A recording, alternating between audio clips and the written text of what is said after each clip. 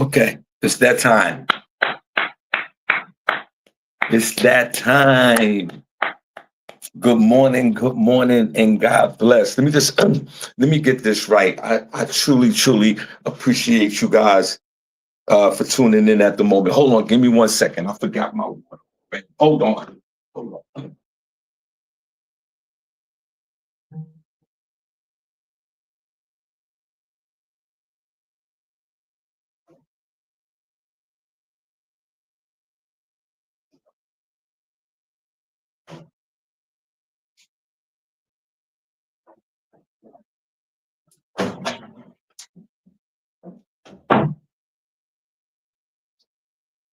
All right, I'm back. I just get some water. Hold on a second, guys, because I sound crazy.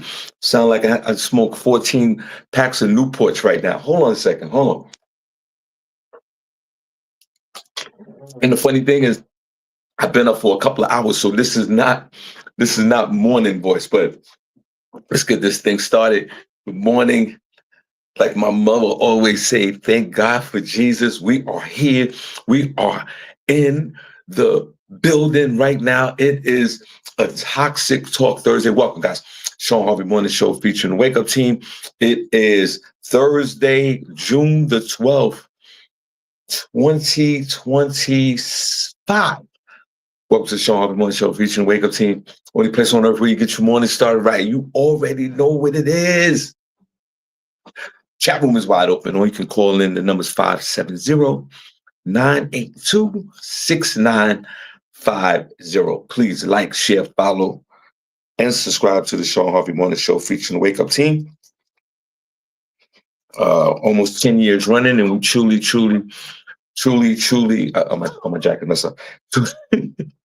truly appreciate all you guys for tuning in throughout the years, and we definitely appreciate you guys so much. SennyJ being in the building. Sister Soldier, good morning. We want to see those hearts in the chat room while I get it together. Our special guest is comedian Monique Latise. We truly excited about her coming on to the show this morning, and thank you so much. Now, before we get into America burning right now, because now there's ICE protests all over the country. Before we get into that, I want to give a special shout out to Mama Harvey. God bless. Mama Harvey told me the other day I didn't look that good on the video. And she said, Sister Soldier, she said before we started the show, she said, put some Vaseline on your face. I said, oh my God. So what I did was, and she said, my mother goes, before we start the show. And by the way, this show is sponsored by You Are Not Ready Ultimate Party Cruise, the Why Not Cruise. You Are Not Ready. That's the Ultimate Party Cruise. That is August the 2nd through the 9th, 2026. Leaving out of Miami on the Norwegian Escape. Guys, please get your deposits in. This is a Rob Jackson production. This is a cruise that is well worth your money. We had 300 to almost 400 people last year. We might have a little bit more of this next year, and y'all come on and get your deposits. The Shawn Harvey Morning Show featuring the Wake Up Team will be on the cruise. This show right now is sponsored by the You Are Not Ready Ultimate Party Cruise, August the 2nd through the 9th, 2026. We're selling out of Miami on the Norwegian Escape. This is a Rob Jackson production. And speaking of that, Rob Jackson will be on the show tomorrow. Yo, one of the biggest promoters in the game will be on this show tomorrow. So I'm super excited to hear what Rob got to say. Please like, share, follow, subscribe. Shawn Harvey Morning Show featuring Wake Up Team. Now, back to Mama Harvey real quick, and God bless Mama Harvey, and God bless all the mothers that are out there alive and passed on. I want to start off by saying that first. And if your mother's passed on and you had a relationship with your mother, then you know what it is. And I'm about to say, oh, how do I get what? How do I get my ticket? Hit me up after the show. Hit me up after the show, Sister Soldier, you get your ticket. You talking about to the ultimate, you want to do the deposit, the ticket or what? What we talking about? So my beloved nephew, Lee, Scott is in the chat room. And like I said, much respects to mothers that are alive. If your mothers are alive today or they passed on. I want to start off by saying that. But I'm going to tell you one thing. My mother, God bless her, before we start this show, my mother got no, okay, deposit, yep. Yep. After the show, Sister Soldier, inbox me. What's your number? Call me. Call me after the show, 570-982-6950. Do I have your number? I think I do have your number, Shonda. I don't know about your mother, but my mother got no filter at all. Yo, my mother, when she talks to me, my mother gives me the brutal truth. And she called me the other day. She's like, because my mother watched the show. Sometimes she's in the chat room, sometimes she's not. But she always, God bless my mother. My mother watched the show. Shawn, I've been calling you, but you don't answer your phone. Really? What? No, all right, call me after the show. Call me at 9:15. Call me at 9:15. My mom is still here. Thank God. Well, thank God. That's truly a blessing. And that's my nephew, Lee Scott. No filter. Yo, my mother be talking to me like I was 6 years old. Yo, my mother, I'll give you a perfect example. The other day, my mother watched the show. My mother watched the show religiously every day. Sometimes she's not in the chat room, but she watched the reruns. So she watched the rerun the other day. It was me, Miko, and Tanya Dinkins, if y'all remember that show. Good morning, Princess.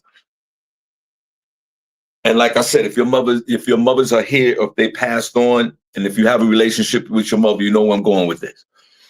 My mother has no filter, Princess. Before we bring up SennyJ will be in the building in a few minutes, and our special guest is comedian Monique Latise, my sister again.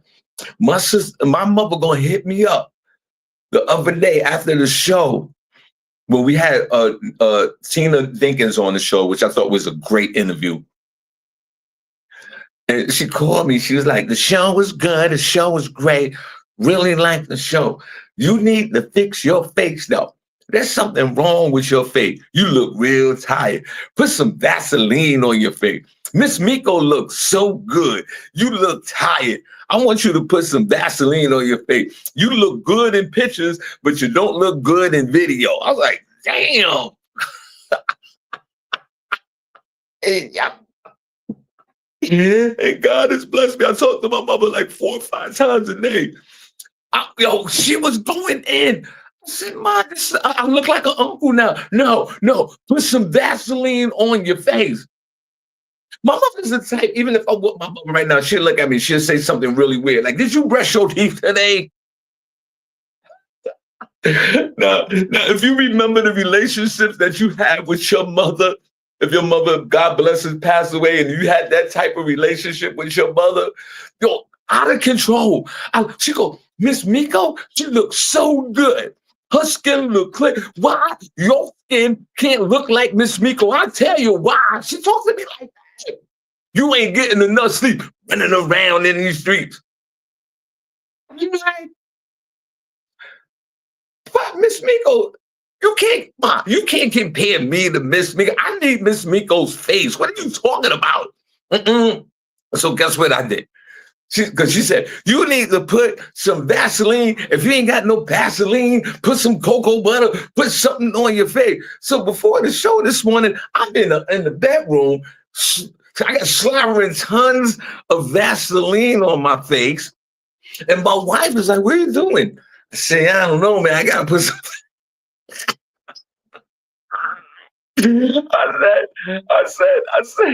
I said, no. I said, I gotta put some Vaseline on my face.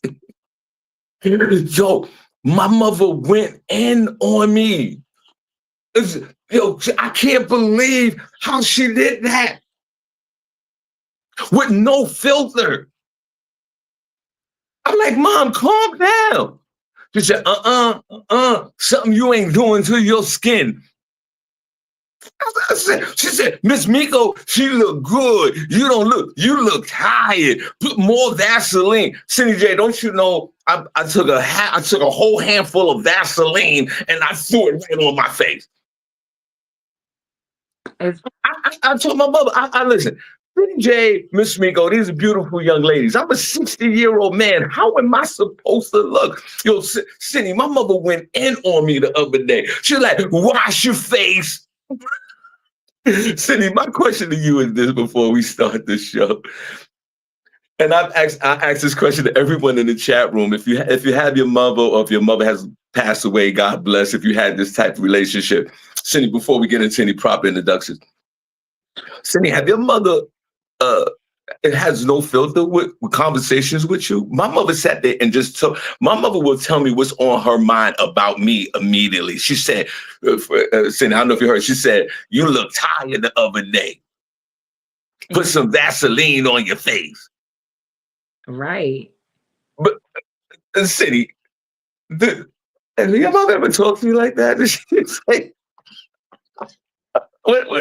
what's that dynamic like? And welcome to the show, guys. Only place on earth where you get your morning started, right? Shawn Harvey Morning Show, Wake Up Team, with the one and only, the queen herself. She's in the building, SennyJ. Cindy, before we get into, because I know we got a lot to talk about. Cindy, we got a special guest today. Monique Latise will be on the board for 20 minutes. We're going to interview her at 8:25. Cindy, before you get it, and Cindy, isn't any filters with Linda over there? No, and especially my 99-year-old grandmother, she's the worst. Like my mom isn't real critical like that. Like she'll say like little things, but she, doesn't really comment on our looks too much. And that's probably because my grandmother, now I don't know how she was when my mom was younger, but she's always the type, she'll be like, you're gaining weight. You need to lose weight, or especially like when I wear my hair out, because you guys know I like to wear a fro, and she'll be like, your hair doesn't look done. You're outside like that. Or like if we're going out somewhere, she's like, you're gonna wear that. Like she does not care. So Cindy, I think it's supposed to tell you. Yeah, I think so. I think age has nothing to do with it, Cindy. Before we get into our first story, I don't think age has nothing to do with it. I just think because they're our parents, they have that carte blanche. Some parents that could say anything they want. My mother recently said to me, she go, did you brush your teeth today? Your breath? Yeah. Yo, say that again. That's what she was saying. Why your breath stink like that? What was No. She said, did I brush my teeth? Now, I never had no problem with bad breath. I said, Mom, of course I brushed my teeth today. I'm like, so why are you looking at my mouth like that? Because your breath stinks. Hey, welcome to the show, guys. Only place on earth where you get your morning started, right? Shawn Harvey Morning Show, featuring Wake Up Team with the Queen, SennyJ. Remember, this show is sponsored by You Are Not Ready Ultimate Party Cruise. That's August the 2nd through the 9th, 2026. We're leaving out of Miami on the Norwegian Escape. It's going to be about 500 of us. Super promoter Rob Jackson, who's a promoter of this event, will be on this show tomorrow. We look forward to interviewing him, as well as the lead promoter of this party cruise. 7 days, straight parties. Not that cruise that Cindy went on, her and Tamiko, that I keep telling y'all guys all about. Cindy, are you marking your calendar? We would love for you, if you're available, to come on the cruise with us on August the 2nd through the 9th, 2026. I know you got a very busy schedule and you out there jet setting. Could you keep in mind that maybe we would love for you, because there's a bunch of us in the chat room that are going, Cindy. Oh, okay. So, I mean, if you want to hang out with all your uncles and aunties. But Cindy, there's some young guys that's there as well, and they're single. If you're still, there's a lot. I mean, Rob will talk about it tomorrow. But Cindy, I think this will be something that would be really good for you. Sounds like fun. Okay, good. So, guys, welcome to the show. Only place on earth where you get your morning started, right? Cindy, let's jump into our first. And Cindy, how are you? First of all, before we jump into our first story, how you doing? Yes, I am doing great. Wait, you guys don't see the live? I thought I thought I did share it, Sister Soldier, so let me know. But I will share it and you guys can help me. You guys can share as well, share alike. Um, I'm doing good, you guys. Good. I'm just working and stuff like that. And what Well, you good. good? Well, that's good, Cindy. Cindy, do you see that? If you take a look before you get to our first story, I slathered 3 layers of Vaseline on my face. Cindy, do you see the difference in the slaver of Vaseline that I have on my face? It looks like it.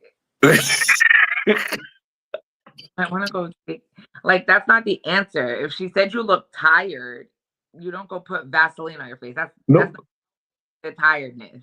no, but Cindy, that's what she said. She goes, put some Vaseline, whatever, Cindy. She goes, you look tired. She goes, put some Vaseline on your face. And that's exactly what I did. So I'm very greased up this morning. I took my mother's suggestion after she heavily criticized me. See how my glow is not just from the light, but it's also from within. You know what I'm saying? It's not greasy. It's something you exude.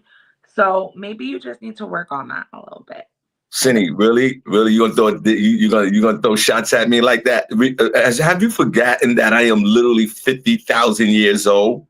that I has am I am that has 60 years old, SennyJ. I don't think I look my age, but come on, let's cut me some kind of slack here. hmm. All right.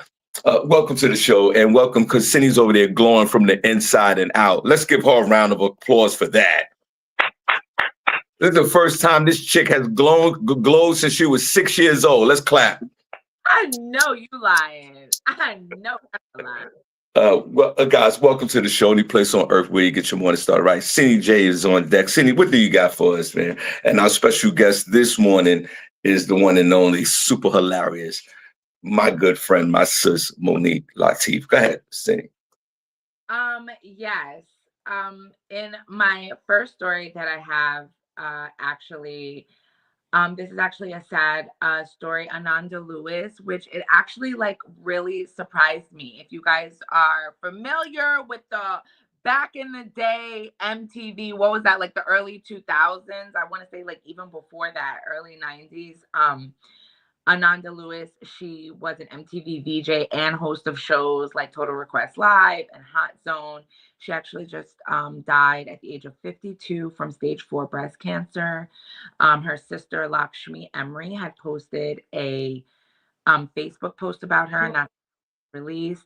She has long avoided she had a cancer journey and she always spoke out about prevention, because she had long avoided mammograms and urged early testing. Her last post to Instagram was in February when she wrote that prevention is the cure. If you're in a healthy body, you're holding a winning lotto ticket. Please learn how to avoid cancer because you still can. She has a son. His name is Langston. And Lewis, just a little bit about her. She attended Howard University and she rose to fame in the late 90s as an MTV VJ after joining the network in 97. The network also called upon her to host special shows on school violence after Columbine. I remember that. She was on the front lines doing like all the like press about it. I was so young at the time. And she also had her show, The Ananda Lewis Show, in 2001, and later served as correspondent on Entertainment Tonight um, and other hosting jobs that she did. So she was really well known. I do know that she was doing a lot on the social media side as far as like prevention with breast cancer and everything like that. So RIP to her. I really liked her. So Well, welcome to the show, guys. Only place on earth where you get your morning started right. Remember, guys, when Sister Soldier places the hearts in the chat room, Cindy, Sister Soldier is moderating the chat room. When she puts the hearts in the chat room, please, everybody, follow along with the hearts from Sister Soldier in the chat room. Whenever you see her place the hearts, if y'all don't mind, follow through. We appreciate that. And also, Princess Cox No Pause is the only member in there to have the black heart. Now, yes, RIP to Amanda Lewis. I remember her definitely from the MTV days. And I guess we were all proud of this young lady who excelled in, going to school and then being a DJ for MTV back in those days. Especially when hip hop was out there doing this thing, and she had dope interviews and she had her own show, and she was definitely resonated through that era.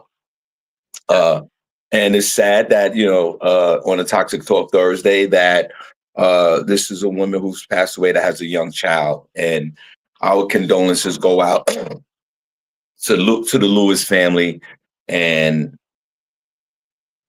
everybody that's affected by her death. Now, I believe she went the holistic route. And people do have the choice to go holistic. And it's your body and it's your choice and it's your right. I probably would, if I was sick, I would probably go the traditional way, with medicine. I knew someone who passed away on the holistic route, and I'll be honest with you, man, they died a horrific death. It was a very painful death. My friend who passed away, who was actually a very healthy man, and he got prostate cancer, and they detected it early, and his doctors were giving him the proper procedures to eliminate the cancer since they caught it early, and he refused. He refused the medical attention, and he went the holistic route, and he was eating berries and bananas and the whole thing. And then this cancer became very aggressive, and and the doctors, the doctors urged him to come in. They urged him. They was like, "Yo, get in because you still got some time." And he was like, "No," with the berries, the juice, the whole thing. And, he was doing that. And I'd say, I don't mean to minimize what he was doing. I'm just using these words to share my experience with this man. And Cindy, when it was too late for him, and he went to the doctor said there was nothing they could do for him, and he died. It was sad, and I get it. Like, that's what he wanted to do, but at the last moments before he died, before his death, then he wanted regular medical treatment. So, folks that go the holistic route, God bless you, man. If that is your body, it's your choice, no question about it. But it's very sad when all this poison just gets into your body and you have nothing you can do about it. And there's some good people that are out there that's passed away. So, Amanda Lewis, rest in peace. Back in the day, MTV. What else you guys seen? Well, just to say something about that really quick, if I can.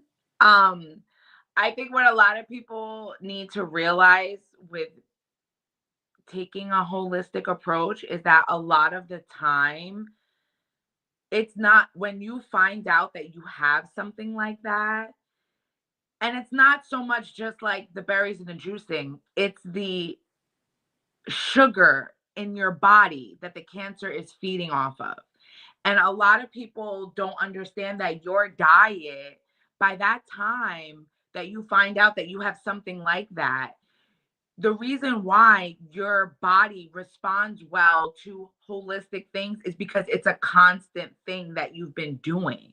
And half the time, if you're consistently doing it, you're not going to get sick like that because you don't have the chemicals and stuff in your body that's going to create anything like that. And of course, are there anomalies of people that are absolutely healthy, do everything that they need to do and still get cancers and different things like that because we're still exposed to the elements, right? Right. It's environmental, the air that we breathe, the the other different environments that this whatever they're creating is, infecting us to have these problems, that, hundreds of years ago wasn't developing. So I think people need to, understand that foods and different things like that are healthy for you and can heal you, but it's not a last ditch effort. You can't expect, fruits and herbs and roots to all of a sudden, those things take time and use on a consistent basis. Compared to a chemo treatment, it's definitely not going to be the same. However, it can have the same effects, if not greater, if it's almost like a little too late. What is that saying? A little too much too late or whatever they be saying. So just keep that in mind too. Start today when you don't have anything. You know what I mean? So, but rest in peace to your friend and Ananda Lewis and everybody else out there that is fighting these cancers that they're freaking creating and giving to us to eat. So think about that. Good morning. Okay, welcome to the show, any place on earth where you get your morning started, right? Shawn Harvey, what is show featuring the Wake Up team. We appreciate. And listen, Tiffany, Tiffany, oh man, call back. Somebody just called from this show. Just call back one more time. God bless you. Tiffany Thomas is back in the chat room. We truly appreciate you so much. Well, welcome back, young lady. God bless. Cindy, what else you got? Yes, the next story that I have is Corey Holcomb is making the rounds again,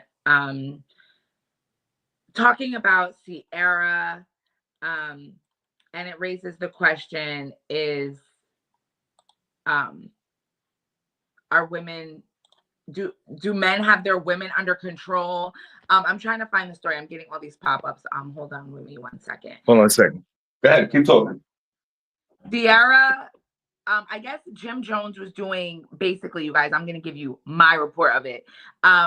Jim Jones was doing an interview on a podcast, and Sierra, I guess, was doing something else that day, and she was walking by, and I'm trying to find the words that he actually said, but basically, Sierra was telling him how she felt like him and Chrissy should be married. They just need to do this thing already. They're both great people. She knows that they would be great together, and he needs to do what he needs to do to make this happen, basically.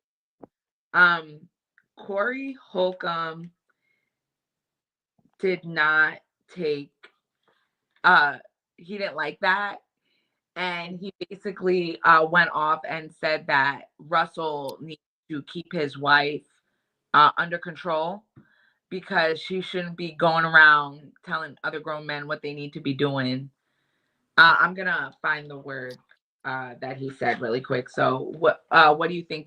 I mean, it was, I'm gonna find the clip for y'all. It was a little cringy, like, like for me, and I know Sierra, you have this, everybody's been bigging her up because she found, a guy that, loves her and is giving her, a beautiful life. And, everybody's talking about Sierra's don't need to do what Sierra did to get a man. So she might be feeling a little big-headed about that. But ma'am, in this, awakening that a lot of women are having in self-worth and realization, why would encourage this man who obviously don't want Chrissy, right? He don't want her. He's shown in more ways than one that he does not appreciate this woman at all. At all. Why you want Chrissy to be with that? Why would you say anything to him? Leave him be Dusty right where he at.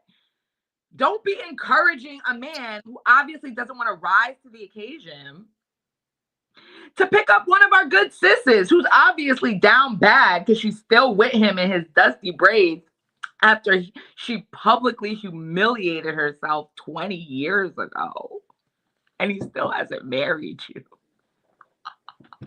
Like, Ciara, girl, like, where is the girl? That's what I'm mad about. Why are we encouraging this dusty behavior?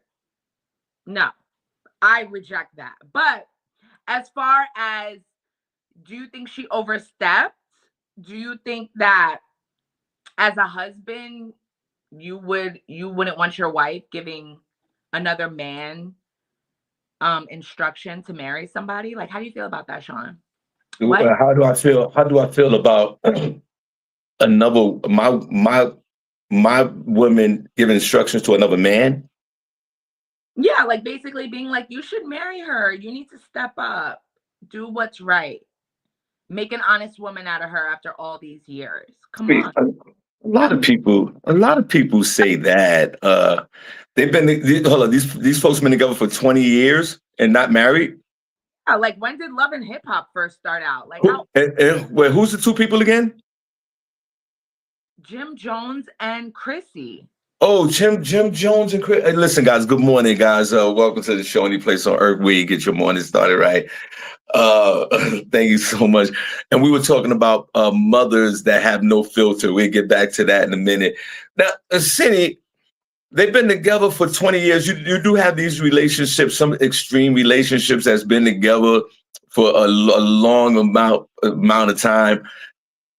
And if the young lady stepped over, I think she stepped over her boundaries. Now, yeah, I don't know. I don't think I wouldn't appreciate the fact that my wife or any, that would step over her boundaries and say, "Hey, why you guys not getting married?" It's no one's business. I believe is no one's business. They've been together for 20 years. That's crazy. Yeah, I mean, my personal view, yeah, maybe you should marry her, dude. But there are some couples that are just long term in relationships without the legal paper, and if that works for them, that works for them. Hey guys, listen, this show is sponsored by You Are Not Ready. The ultimate party cruise is happening August the 2nd through the 9th, 2026. It's leaving out of Miami. We are leaving off the Norwegian Escape. Super promoter Rob Jackson will be in the building tomorrow to talk about this event. I appreciate folks that have made deposits in this chat room that are going on the trip. Shawn Harvey Morning Show featuring Wake Up Team in the building. I'm also hosting the event. Y'all come on out. We're going to have a great time. It's going to be 300 to 500 of us. We're going to party. We have our own rooms where we can party. Please, this is something you don't want to miss. August 2nd through the 9th. I need everybody, all you guys for the Shawn Harvey Morning Show Future Wake Up Team on this ship. We leaving out of Miami. All right, Cindy, what else you got? And yeah, long-term relationships, that's what it is. I mean, I think a lot of us in this chat room know a couple that's been together for a long time without being married.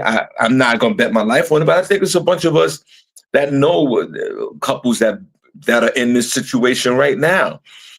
Sometimes I know one couple that's like that, Cindy, a Latino couple, and I look in amazement. They've been together for literally almost 20 years, but I would never overstep my boundaries and go to him or her and go, "Yo, why you're not married yet?" It's just weird. I wouldn't do it. When I started dating my wife, the long-term relationship, the guys that I know, they were obviously they were in their relationship. And a year later, right, my wife and I got married, right? And they still going on. And then she even referenced to me, the girlfriend. We were all together at a show. And she looked at her boyfriend, right? And go, "You see, Shawn got it right. Shawn got married." And I didn't even entertain the conversation. So sometimes when couples get married and the couples that are together that are not married, it causes a lot of friction in their relationship. They start arguing because the women will always say, for example, such and such, look, he did it right. He got married, blah, blah, blah, blah, blah. And Cindy, speaking of married, Cindy, guess what? Before we move on to the next story, my wife and I are celebrating our 4th year wedding anniversary today. That's so amazing. And you know what? That's because pictures came up in my phone. I actually have to send it to you. It made me like a little movie reel of my photos. Like, but it always does it on, you know, the day that something happened. Yeah. Those started showing up in my thing. I'm like, oh my gosh, look at all these pictures from the wedding. So Yeah. So I'm happy about that. So it's all good. God bless my wife. I don't know how she does it, but God bless her. Okay, Cindy, what else you got? Yes, unfortunately, there's just been an Air India plane crash, with more than 200 people on board. It crashed minutes after taking off from India's western city of Ahmedabad this morning. India's federal health minister said that many people were killed. The flight took off, and the final destination was supposed to be Britain's Gatwick Airport, just outside of London. Officials say 242 people, including passengers and crew members, were on a Boeing 787-8 aircraft. Of those, 169 were Indian nationals, 53 were Britons, 7 were Portuguese, and 1 was a Canadian. The aviation tracking site said the plane was one of the most modern passenger aircrafts in service. It's the Boeing Dreamliner. And this is the first crash for the Dreamliner, which began flying commercially actually in 2011, they said. So that's really sad. They're still getting information out. So if you guys hear about that, that's what happened this morning. That's so sad. I feel like there's so many crazy things going on right now. Yeah, well, and you are definitely letting us all know all the bad things that are going on out there because I have no idea that all of this is happening. Let's give a shout out to SennyJ because she's giving us bad, dying, plane crashes, couples together for 20 years on a Toxic Talk Thursday. Let's give a round of applause to SennyJ. I guess Lucifer's coming tomorrow on her next story. Guys, the people who came, my God, man. A deer getting ran over by a car. The next story. I'm giving you the toxicity. I'm giving you body toxicity. We talked about cancer, okay? I'm giving you relationship toxicity. You want to get place? You want to ask them to marry you or not? Like, Cindy, I just looked out the window. The sun is out and the birds are chirping. And then here, everybody dying and crashing. Ain't nothing to smile about outside. Hey guys, welcome to the show. Any place on earth where you get your morning start right now. If you tuned in late, the question was, I shared, do your mother, well, if your mother's alive or passed away, and God bless your mothers, do your mother have no filter at all? Mama Harvey has no filter. She told me the other day that I looked very tired and that I need to put some Vaseline on my face and that Miss Miko looked really good. And she also said that I look good in pictures, but the video is, I'm not looking good in video. So she said, put some Vaseline on your face, put some Vaseline on your face so you can look better on the screen. So guys, I slathered my skin with Vaseline. I don't look as good as SennyJ, but my question, but my excuse me? Lighting. You need better lighting. That's it. And you're okay down, so it cuts off your light as well. Like, come on. How long? I got lighting right here. It's a big light right here. But it's not, I don't know. Well, hold on. So, the light bulb, like, because even though you have light, there's still shadow in your face. You see what I'm saying? Yeah. Yeah, I see what you're saying. I can see. I got the light right here, and I don't know where to angle it.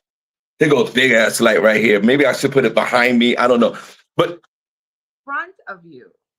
You see what in front of me. Yeah, I don't know where to put it at in front of me. Okay. Okay. I'm gonna put it in front of me. Now, guys, the thing is though, what I want to know is this. Now we're fixing now. Guys, do your mother have no filter? Or your grandmother? Cindy said her grandmother have no filter at all. When they start talking about you or criticizing, put it in the morning chat room if your mother or your grandmother criticize you at any given moment, because my mother does. Okay, Cindy, I gotta fix this. Well, okay. What's the next story, Cindy? And God bless you guys. Remember, if you guys are not doing nothing next year, and God willing, I hope we all still here. The ultimate party cruise. You are not ready. Super promoter Rob Jackson will be on deck tomorrow. We truly appreciate you guys. Please get your deposits in now. We truly appreciate you. I'll put all the information in the group room. And guys, if you're not doing nothing tonight, we are in Westchester County, Greenberg, at the Recreational Center. Me and my man Imagine, we telling jokes. And shout out to Tina Dinkins that was on the show the other day. She was hilarious. All right, guys, just a quick wrap up. Remember, like Cindy said earlier today, please like, share, follow, subscribe to the Shawn Harvey Morning Show featuring the Wake Up Team. And Cindy, I will get a date for September. I'm going to send it to you and Miko. We're going to try to get this live podcast popping at Comedy in Harlem in September on a Saturday. So hopefully that works out. Go ahead, Cindy. What else you got? And guys, wait, before Cindy shares her story, let's give SennyJ a round of applause. She looks good. She hasn't been here in a few weeks. God bless her. She's been traveling the world. Everybody, let's give SennyJ a round of applause. Go ahead, Cindy. What else you got? Yes. Thanks so much. Where did just my story go?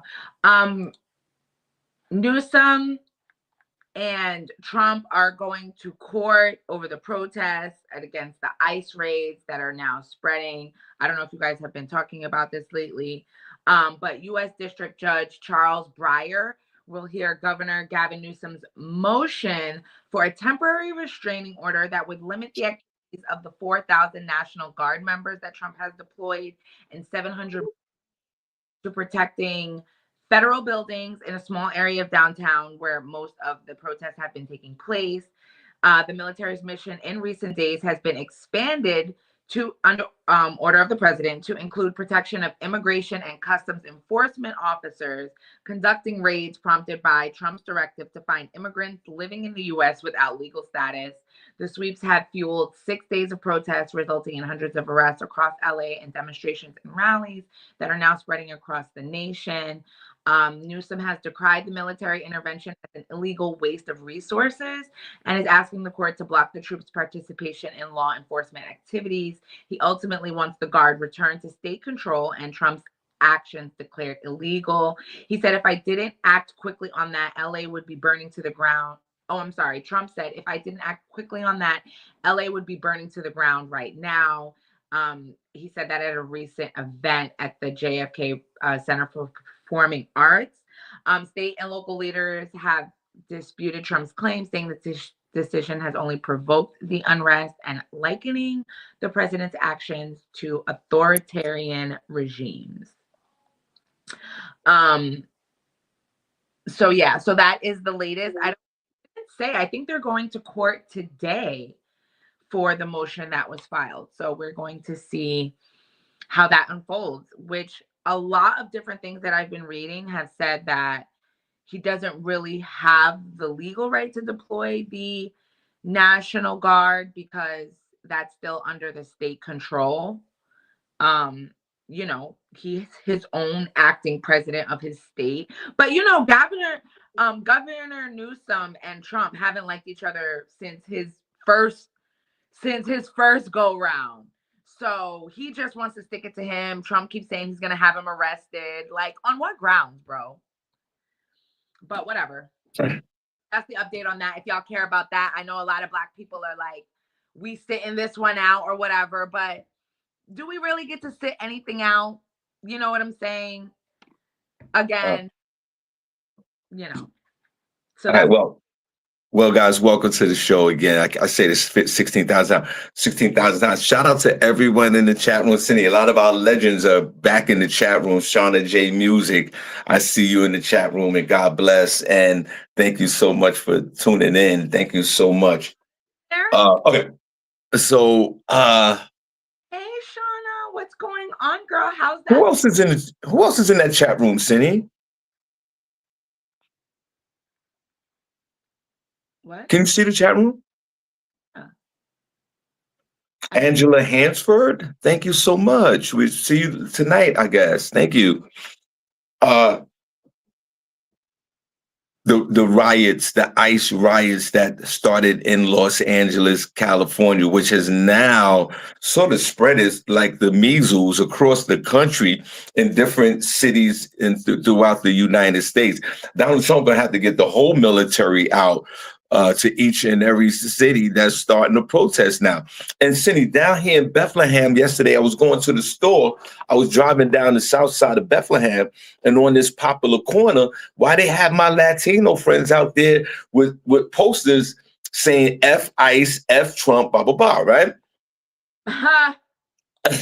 which I thought was really dope. Cindy, I'll be honest with you, I even blew my horn. But you know what? My Latino friends, and I caught some heavy criticism the other day about this on another podcast. This is your fight. Now you're gonna get some of them white folks, the Babylonians, to join in your fight. That's definitely gonna happen. The guilt-ridden Babylonians and Nordics that's gonna fight for your rights. Black folks are gonna stay clear from this. This is your fight. I know I'm going to say something very controversial. I think your vote count. You voted in Donald Trump. Now they're saying that the election was rigged. I don't know anything about that. I might have to look into that part of it. But Donald Trump did win this presidential campaign. He became the president, and you knew he was going to lay down martial law. Are any of us surprised about this? You know, Donald Trump is disrespectful. He want to be the king of America. He oversteps his boundaries, and he's not your typical president of the United States, which that's fine as well.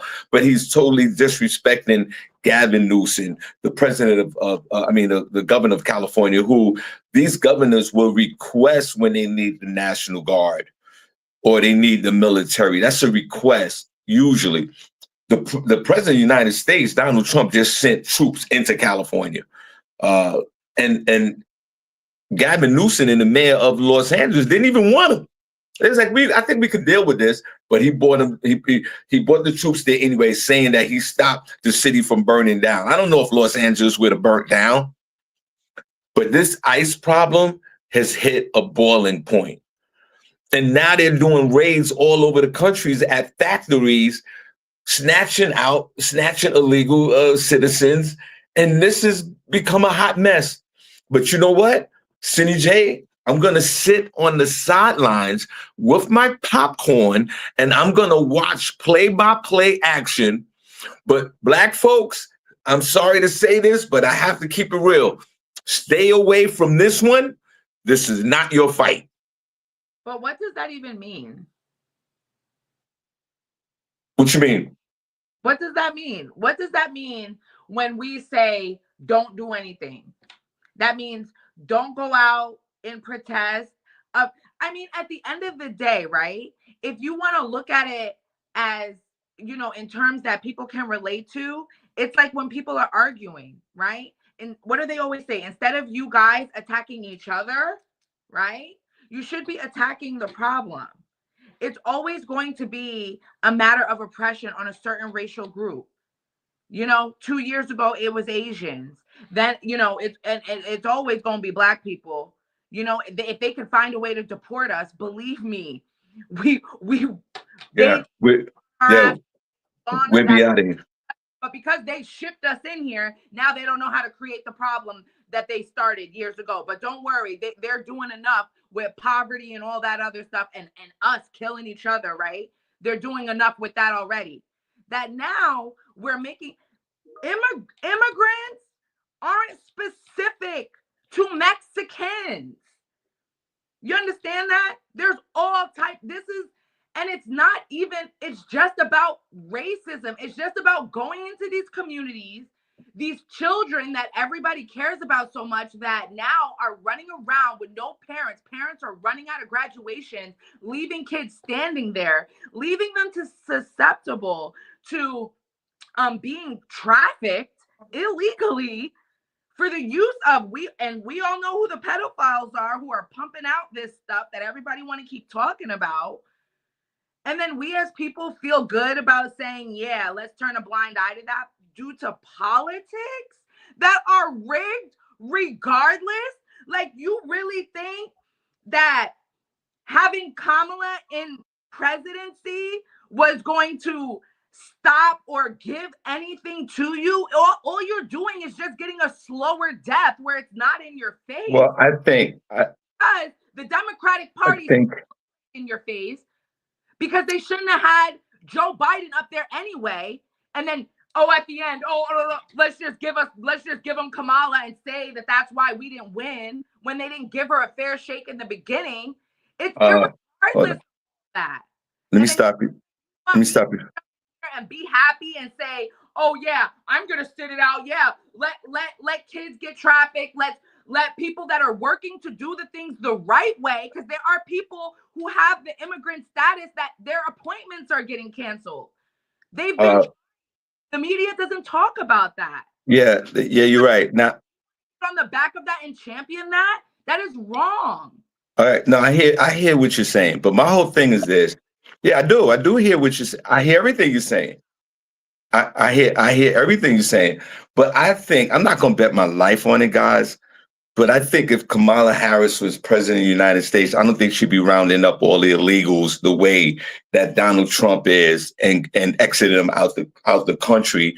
And the immigration process been more fine. Democrats have had how many years to get the immigration situation under control? That's why people are praising Trump right now.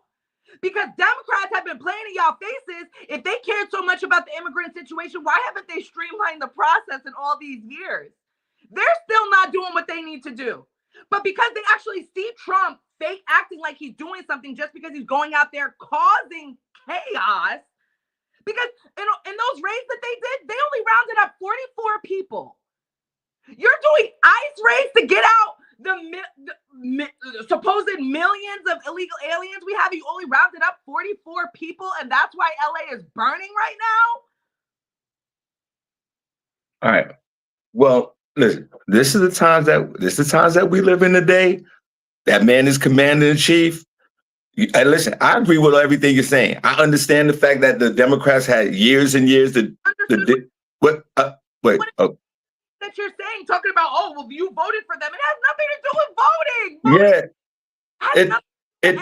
It does. It does. If you voted, still would have been happening just in a quiet way. If because they still haven't fixed the problem. I understand that. Obama deported 60 people. He wasn't doing it the right way either. I understand that. I'm just.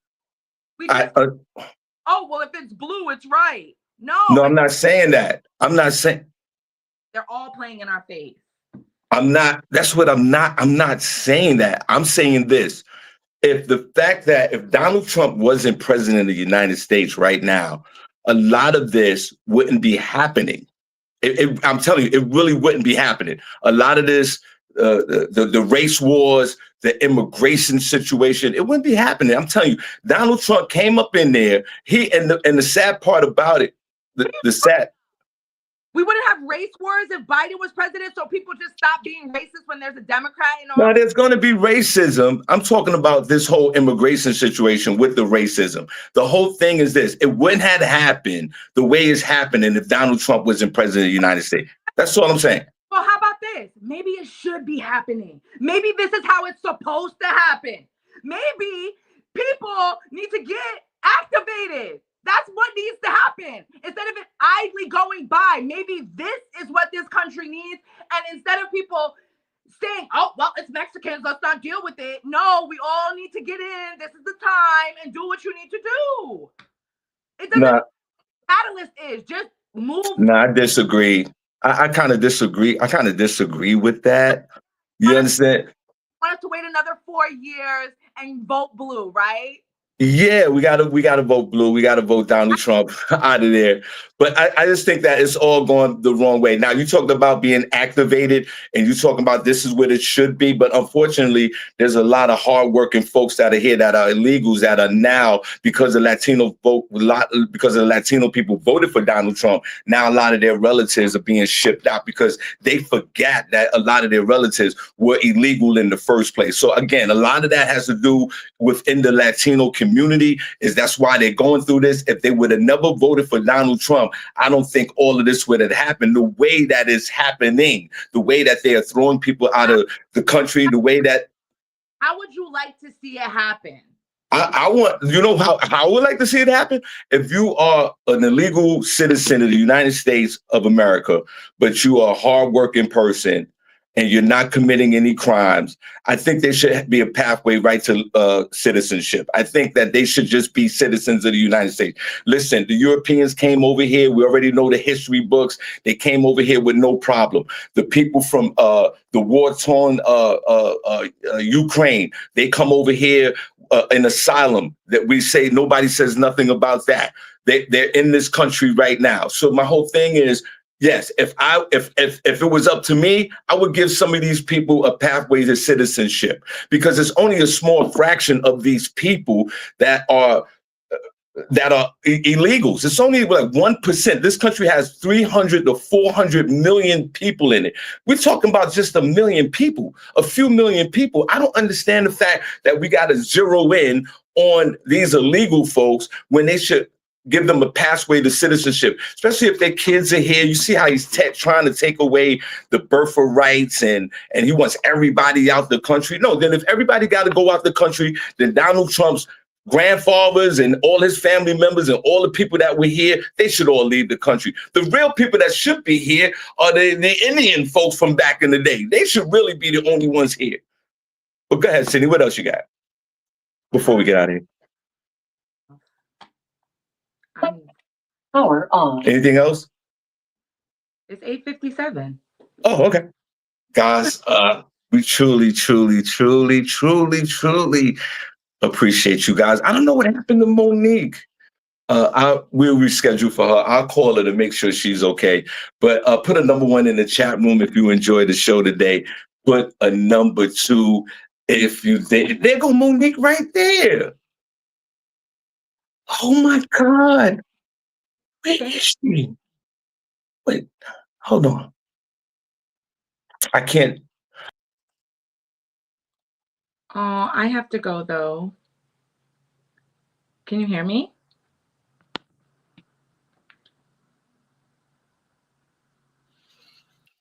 Cindy, you still there? Yeah, I'm still here. I don't know where. Okay, let me see this Monique. Oh my God. Monique. Oh my God. Monique. I'm here, yes. Girl. Why's my face so close? All right, listen, guys, we're gonna do a little bone. Cindy, you can still hang out with us. You gotta go. No, I have to go. Okay. Hey, SennyJ. Yes, hey, it was so good seeing you. Well, it's good seeing you out real quick. Why I look so close to the camera? Because you close to the camera. That's why. All right. Everybody, I tell you what, let's extend this show a little bit because Monique is here. And I'm like, I know I sent you the link to come into the chat room. I've been sitting here the whole time. I heard the whole show. Are you serious? Because I didn't see you. All right. All right. All right. Everybody, come on, let's clap. Monique Latise is here. Hey. Monique, let me start off by saying this real quick, all right? I don't know, you heard it, but I need to hear your opinion since you heard the show. The other day, we was doing the show, and my mother, after the show ended, and shout out to Mama Harvey, right? After the show ended, Monique, she called me, and she was like, "What's wrong with you? You look tired. What's wrong with your face? Put some Vaseline on your face." And I was like, "What?" And it was, and my question, it was so funny, Monique. I was like, you know what? Today I put a whole bunch of Vaseline on my face, and now I'm out here. But Monique, my question is, do your mother or anybody in your family have no filter at all, Monique? I'm like that with the boys. That's how we are with boys. That's how mothers would never do that with girls. Because mama would get checked. Really? But we just talk to our sons like that. What's wrong with you? Why you look like that? Spray your face. Put water on brush your teeth. That's how we are with the boys. And then my mom, Monique, my mother told me recently, she's like, "Did you brush your teeth?" I was like, "What?" That sounds about right. Well, that's how we are with our boys. We got to make sure, y'all doing the right thing. All right, everybody, let's welcome the one and only. Let's clap. Come on, Monique Latise. Good morning. Good morning. Y'all got me up in the morning. No coffee or nothing. Monique, we appreciate you, and I do apologize. I did not see you in that holding bin. I do apologize for that, but I'm glad that you're here, guys. We are going to send the show. Monique, can you stay with us for a few minutes if you don't mind? Yes. Monique, what do you see how passionate SennyJ is with this whole riot thing in Mexico and all that? She sounds like she want to go out there and start protesting and throwing bricks at the police. Listen, Monique, I am too old to protest. I wish I got arthritis in both my knees. I don't know if I could go outside and protest like that. Monique, what do you think, before we get into your whole situation, what do you think about the ICE raids and the way that President Trump is going about arresting illegal citizens in California? What do you think about that? I think he's a bully. I think he's a bully, and I think he's doing this to prove a point. Now, I'm gonna be honest. I don't talk a lot about politics because I really feel like I should have went back to school or studied more about history. I don't follow it enough. And I'm gonna be honest with you. A lot of people don't. We got elections in our state. We got elections in our state, and we don't even know who's running. As long as they're black, we gonna vote. And I think that's crazy. So I don't know enough about politics. All I know is he should leave them people alone. So are you saying, like, if there was an ICE raid in your neighborhood and you saw like Latino folks running down the street, you wouldn't even know what was going on? I'm saying that I kind of feel like we have bigger fish to fry. They're not the only ones that's like, why are we chasing them? Like, if there's other stuff going on, chase some people off the block. Come to Madison. Right. Monique, I said the same thing. I'm like, listen, if these migrant folks are not doing nothing wrong and they in America and they got jobs and their kids are going to school, why are you bothering these people? People build the roofs. They build in basements. They building, like, they putting panels on the side of the house. Get them people off the block. Yeah, right. Exactly. Monique is absolutely right. Right. Get your nephew off the block, sitting there selling weed at 40 years old. What about that guy? To the block. That's what you do. Right. Clean up the block. Leave these migrants alone. There's only 1 million of them. Give them all passes and let them come in. And there's another thing. Migrant folks, us folks, are not built to do the jobs that migrants do. Right. Okay. They out there picking strawberries. They are healthy. They're 5'5", they weigh 152 pounds. They're very athletic, and we're not. And you know what? Not only that, they've been here forever, right? They've been here forever. At least give them a plan. Don't just start chasing people. Right. Give them a plan. Like, listen, we have a year to make sure that your paperwork is right. You to make sure that you're who you say you are, and you have no records. I don't think they should be doing that. I don't think they should be snatching people up like that. It's a lot of other things going on, and yeah, they should give them a year. Do you think that this all has to do with, because everybody's like the election was rigged? There's a secret society. There's a lot of conspiracies about the presidency and about Trump. A lot of people get real deep into this. Right. I think Trump feel like he has a point to prove. He has to come in and do something radical so he can feel like he did something. I feel like this is about him proving a point. Y'all ain't want to vote for me. Well, let me show y'all what I'm doing. So he can say, look what I did. Look what I did. Because that's all he say. Well, I'm the one that did this. Yeah. I got them all. I'm cleaning up America. It's gonna take years. This is no. Mm-mm. Now let's move on, guys. We got Monique Latise here, my sister. We're gonna get into her comedy career and what she's doing in a minute. And Mo, I'd like to say that you look absolutely beautiful this morning, Mo. Thank you.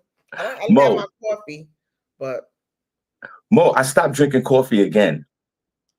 I don't know how you could do it. I This need is my my coffee.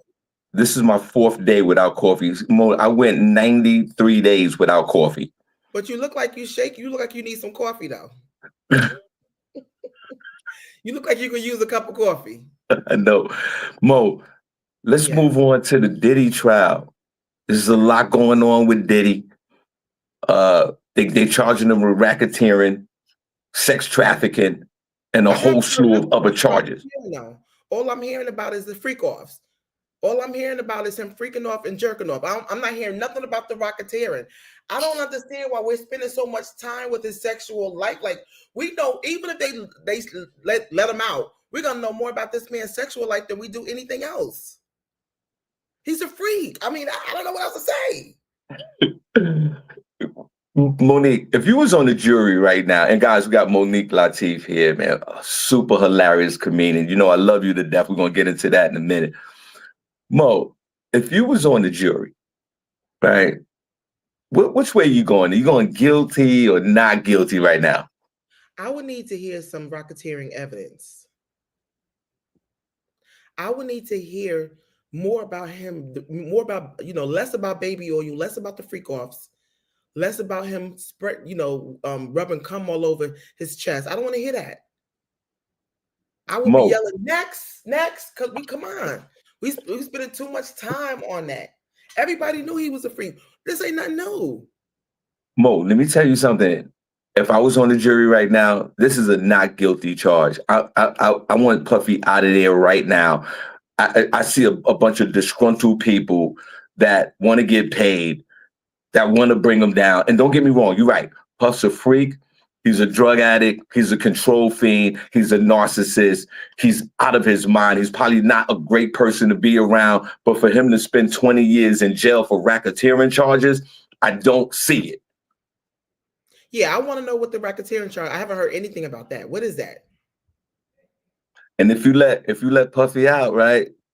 If he's found not guilty, does he go back to the freak offs? That's gonna probably take, honestly, to be honest, the way I really feel, most of that stuff was embedded in him since he was a kid. He's gonna need some intensive therapy, and he's probably feeling at his lowest, to be honest with you. Everything is probably crushing down on him.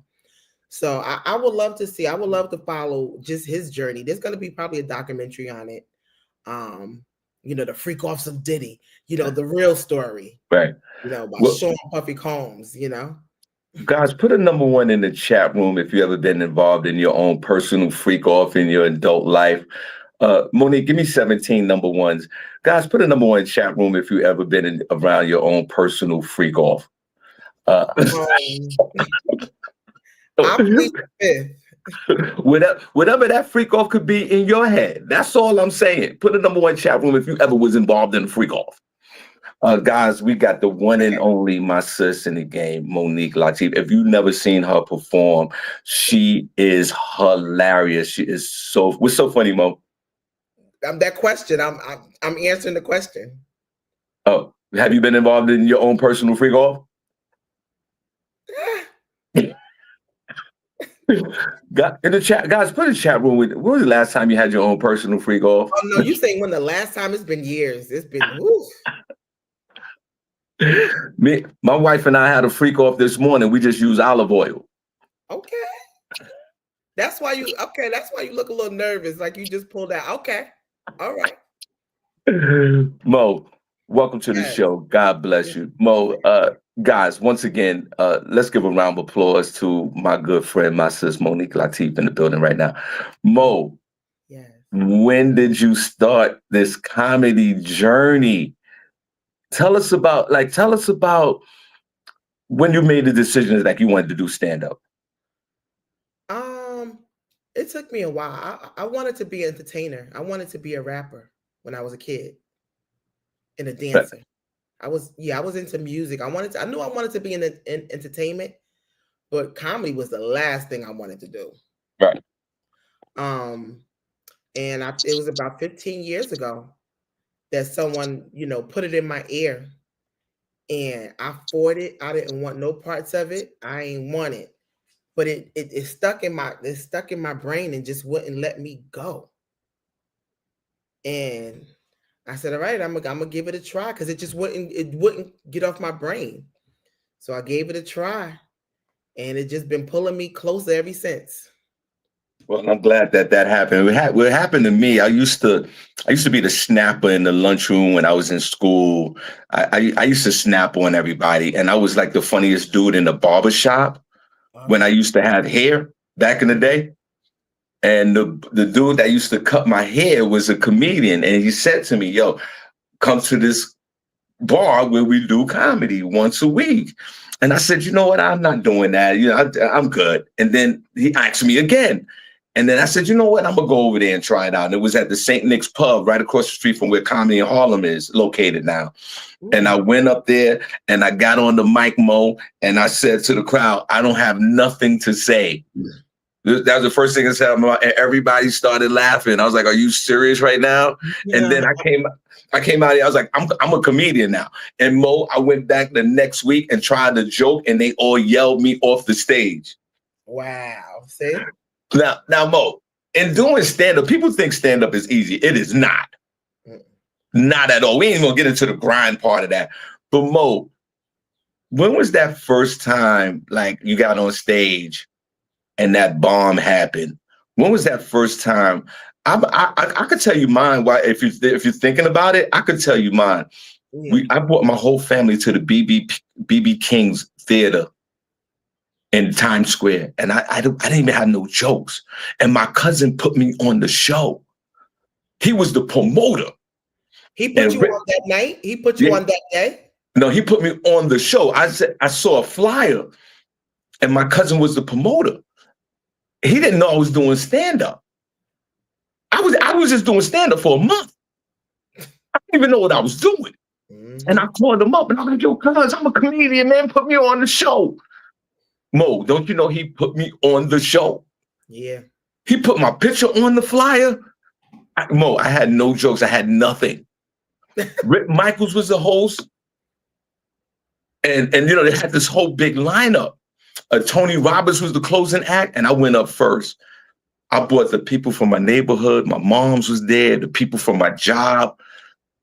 Mo, I bombed so bad in front of 400 people. It was, I went back to work on Monday. They was like, "Yo, y'all should have seen Shawn. He was horrible." Oh. And Mo, I didn't bring my family and friends to no show for like 7 years. But see, that's the whole topic, though, how when you first start comedy, a lot of times you get bigger opportunities when you first start comedy. To me. Right. Because people will throw you, they don't have to pay you much, they'll throw you on a show, and you be so happy to get a booking, you so happy to be attached to big venues and other names that you jump on, knowing that you ain't got no material. You know you ain't had no business up there. Right. You didn't say "I'm not ready." We could never say "I'm not ready." We will never say "I'm not ready." So a lot of times, we wondering why all these new comedians getting all these opportunities. It ain't necessarily because they're funny. Mm. Sometimes it's cheaper. Yeah. Right. Mo, when was that first time you got on stage and you was like, "Oh, hell no, this is..." The first couple of years, but I still did it. Right. The first couple of years, I would never let anybody come with me to any shows. It was like a secret little thing I was doing. Like me and comedy had like a little sneaky link relationship.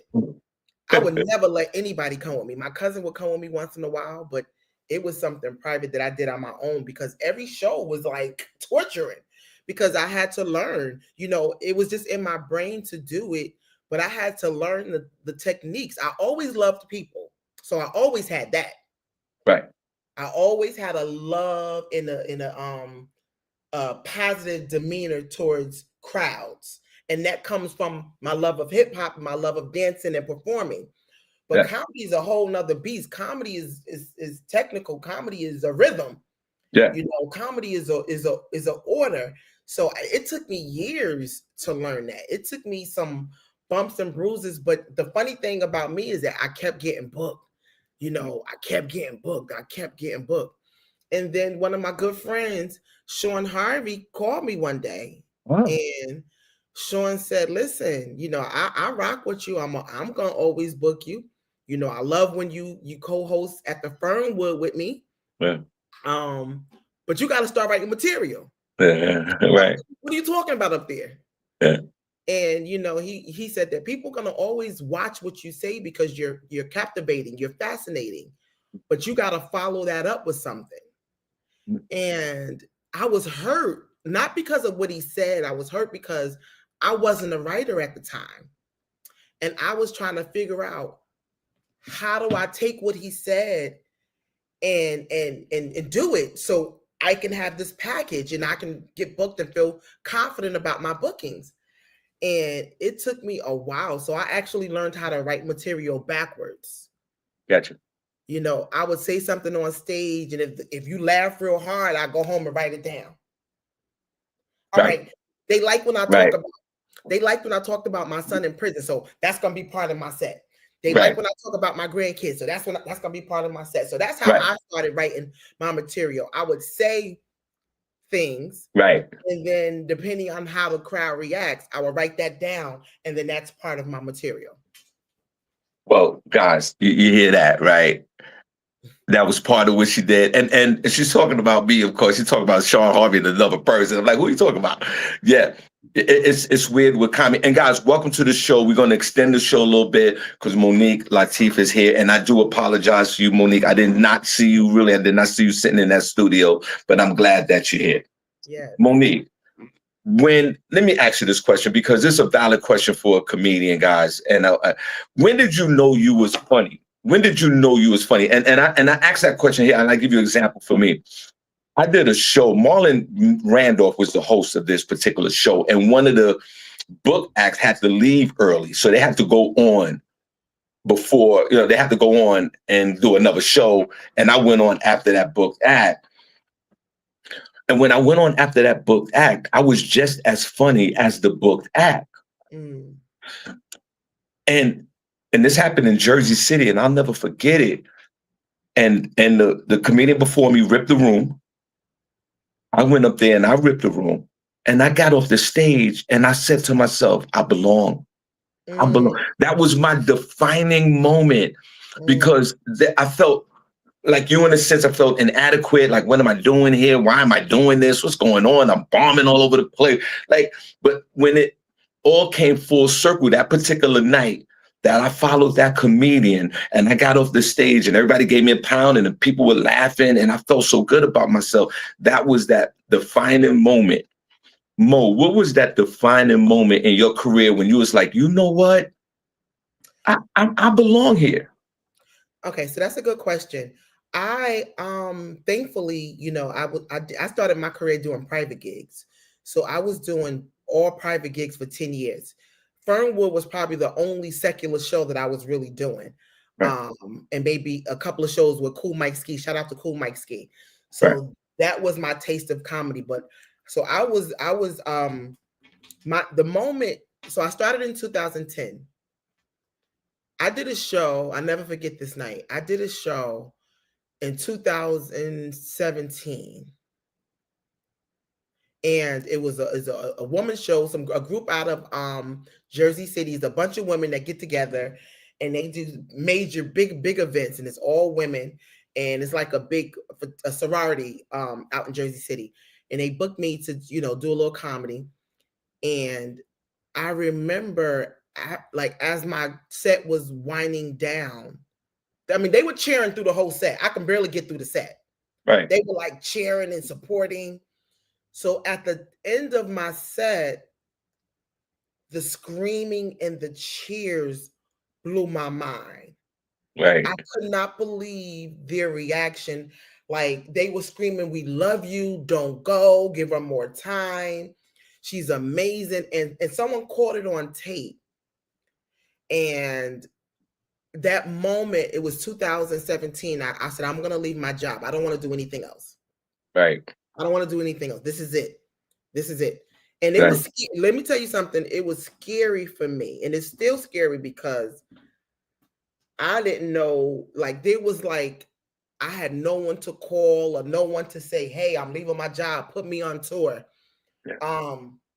Put me in the movie. I'm leaving my job." Dude, I I felt like I had no connection to anything else other than what I felt. That's the only thing I had. I had no credits anywhere, no Def Jam, no BT, no nothing, you know. And I'm like, why?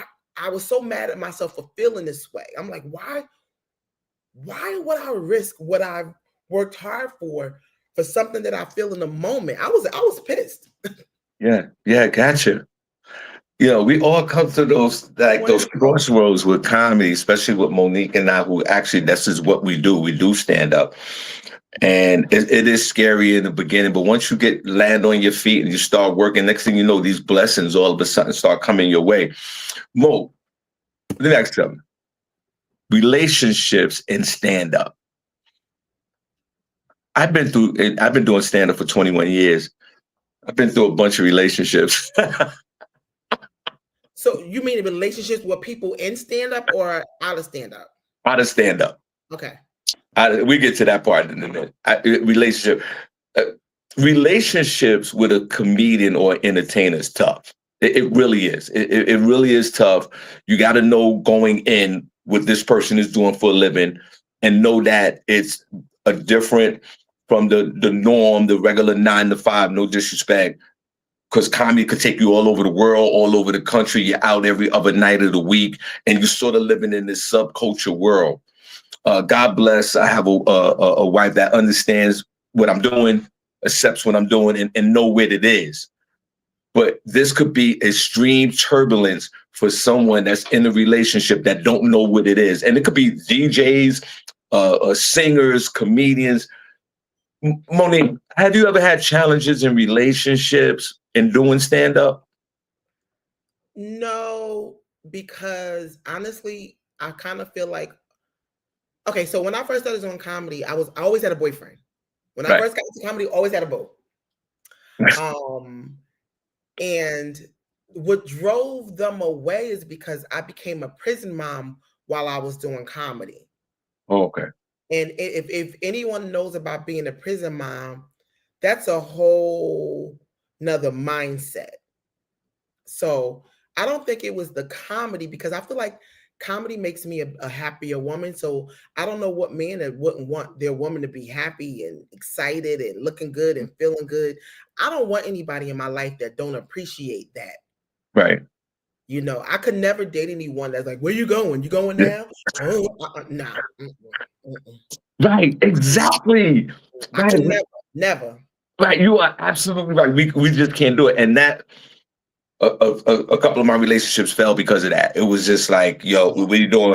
I'm like, yo, no, I can't do this because I'm a creative person. I can't be underneath this type of pressure. This is different. This stagnates my funny if I'm sitting there trying to explain to you what the hell is going on, especially when you're not doing nothing.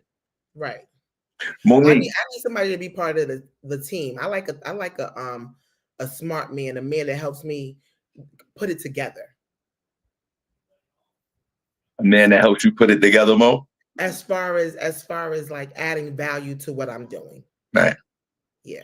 Mo, why do you think a lot of women that are in entertainment, their boyfriends or their husbands become like their managers? Well, you see a lot of that. Right. Why is that?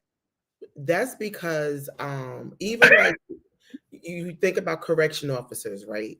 They have to protect each other. And a lot of times correction officers end up sleeping together because they have a connection and a bond and a responsibility toward each other that they're not mature enough sometimes to separate the two, right? So honestly, if I met a man, and a lot of times we damage good relationships by thinking everybody is a lover. Right. Because everybody is not a lover. Maybe that man can help you business-wise, but because you've been doing it so long by yourself, you've been, you know, he comes and he's protective, he's speaking up for you. We don't get that all the time. Right. So when we meet a man that comes in our life and he's like that, yeah, I'm probably gonna give him some ass. Yeah, probably. Everybody, Monique Latise is here. Super hilarious. We truly appreciate it. It's not our first time. Mo been on this show before, but just a long time ago. Yeah. Yo, Mo, we truly, truly appreciate you guys. We're extending this show for a few more minutes because she is here. I'm so excited that you're here that I'm moving around and I'm shaking. Mo, comedy is super competitive, Mo. It is. It is real, guys. You don't realize how competitive stand up is. We all work with each other. Some of us got love for each other. Some of us don't. It's like any other job. There's some there's some relationships in stand up that I don't speak to certain comedians because of whatever happened between us. That Mhm. doesn't mean that I don't work with them. I could Right. work with a comedian and not speak to them. Absolutely. Mo, Absolutely. how's your relationships with most comedians in the game? Well, when I got in, I'm my personality, I don't really like to ruffle feathers. I'm kind of like I like to keep to myself because I feel like I got my own drama. I create my own drama.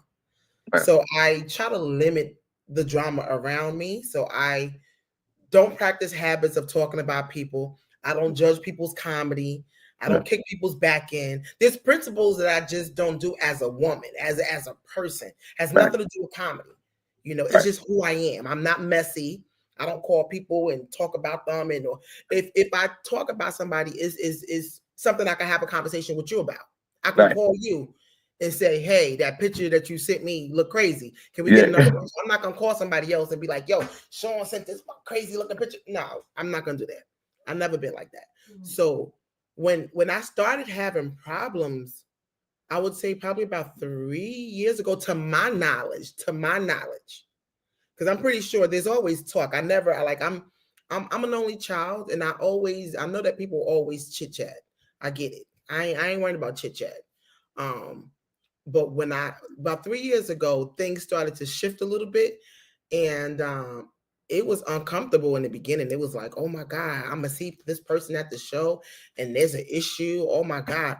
But now, to be honest with you, I ain't letting nobody mess with my money. yeah. Matter of fact, I still may even speak to you. Yeah, no, I get it. I get it. And sometimes, like this, I'll be honest with you, there's some relationships that ain't, it is just never gonna happen. And it's unfortunate, but you are absolutely right. I keep my drama to myself.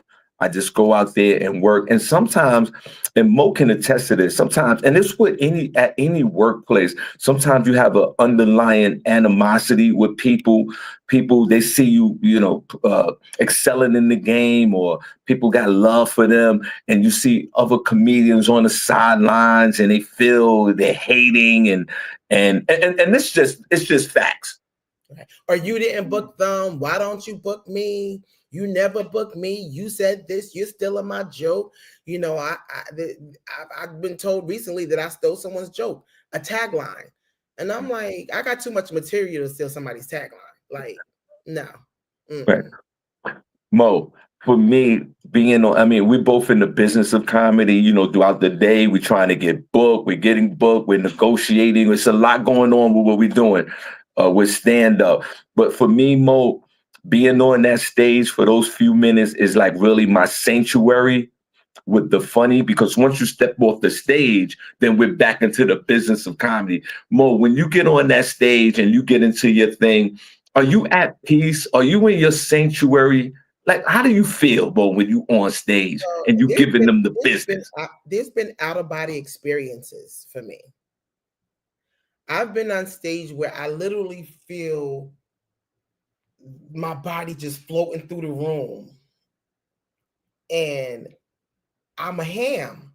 I love it. It makes me go harder, you know. Um, and it's crazy because no matter what's going on in my personal life, I could just you could have just dumped me, right? You could Yeah. have just dumped me or called me before the show and said, you big fat stink cootie cat monkey looking. I'm still gonna get on that. If something happens when they call me to the stage. Yes, yes. I think, yes. So yeah. Yeah, we definitely can identify with that. And that's why it's an importance for us to have our jokes on deck or have our set jokes, because you don't know, a lot of us go through a lot of personal experiences in everyday life. and the audience don't know what we're going through, and we still come to work just like everybody else.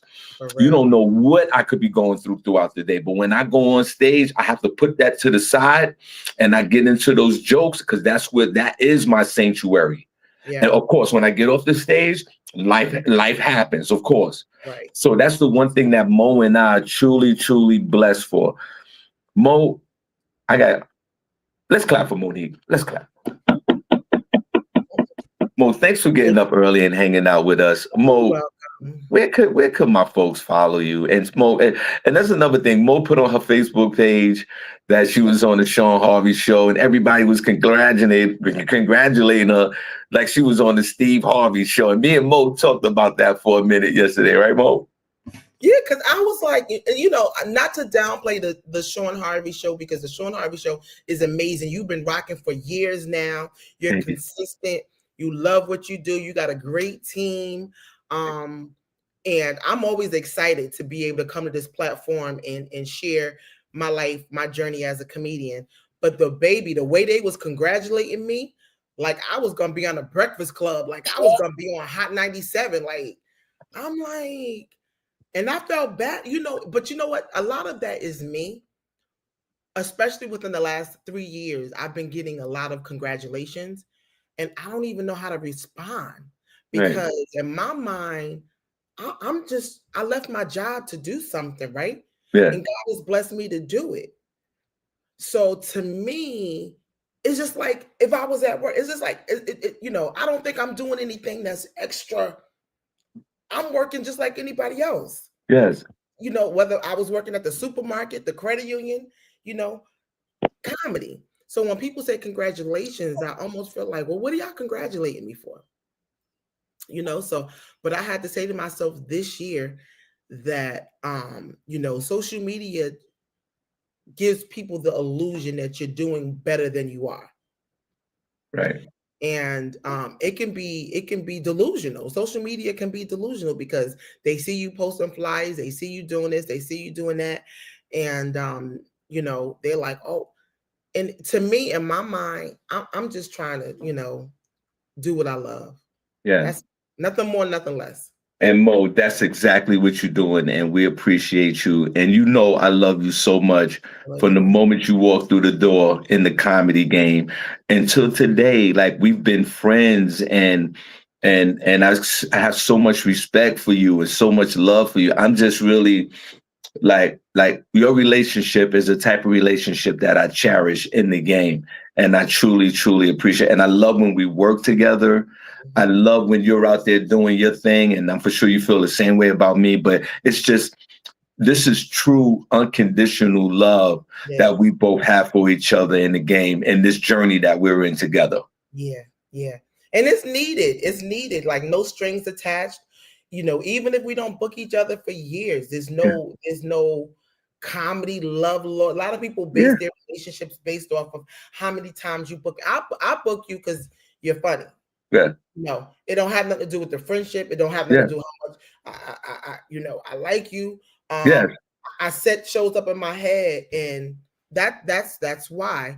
But you need friends like that, and I'm grateful for the friendship. Let everybody know that you're going to be with me July 3rd at the Life After Club restaurant in Edgewater.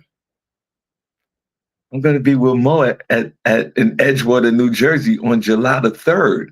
Yep. In Edgewater, New Jersey. And everybody needs to come out and watch Mo and I act like a fool. Yep. I know we're sitting here like we're talking like we're in a conference meeting, but when it's comedy night, we turn it up. We're going to cut it up. It's going to be me, you, and Sync. Yeah. Oh, man, I can't wait. We're going to have a great show. Mo, where can they find you? Because we are done. And then I'm going to call you after the show because I just got to chop it up with you. We just got to talk. Okay. So you can find me on all platforms, Monique Latise. This Monday night, I'll be making my debut at the Cellar Comedy Club. Yeah. So if you're in New York, 10:30, come to the Big Fat Pussycat. I'm gonna be at 10:30 Monday night for the Juneteenth show. I'm super excited about that. Yes. Sunday, I'm gonna be at Comedy in Harlem for a gospel brunch. Yes. Tomorrow I'm gonna be in. We got just follow me. It's shows out there. Follow me. Yeah. Follow your girl. Yeah, we appreciate you. And follow Monique Latise. And please, if you're new to the Shawn Harvey Morning Show featuring the Wake Up Team, please like this page. And we go on Monday, Thursdays, and Fridays. Tomorrow we got super promoter Rob Jackson. I was telling you know Rob Jackson, Monique, because Rob is sponsoring the cruise for 2 years from next year in August. So, and real quick, tell us about your experience on that cruise. Let me tell you something. That cruise was a blessing. I had a great time. I was in a weird space at the end of the year, and I didn't even really want to go, to be honest with you. I just felt like I didn't deserve to go, if I can be transparent. Right. And I was kind of like bummed out. But once I got on and everybody embraced me, things started rocking. Drinks was rocking. The music was rocking. Watching you work. Hanging out with Talent and Rob Stapleton. It was a comedy's dream of a lifetime. And if I never get to do it again, I will always hold. And my girl Ray Diva spending 7 days in a box with her. I ain't think I didn't know how that was gonna work. But we ended up, doing real good. I consider her a friend of mine now from that experience. And Good. if I never get an opportunity like that again, God owes me nothing. Good. Well, good. Well, Mo, I appreciate you. One more time, Mo, where can they find you? Monique Latise, all platforms. Okay. Listen, guys, we truly appreciate you. We see you tomorrow. Monique, much love to you. Shawn Harvey Morning Show. I am out. We see you tomorrow. Monique, thank you so much. I appreciate you. Thank you for having me. Yes, sir. See you later. Later.